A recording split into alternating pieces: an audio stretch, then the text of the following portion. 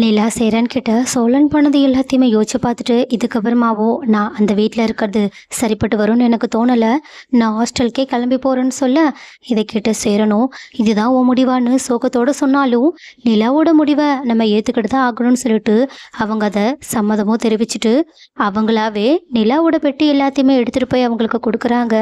ஆனால் எப்படி நிலா வீட்டை விட்டு போகிறத பார்த்த பல்லவன் பாண்டியன் சேரன் சொல்லிட்டு எல்லாருமே கண்ணீரோட வாசலையே நின்றுக்கிட்டு இருக்காங்க.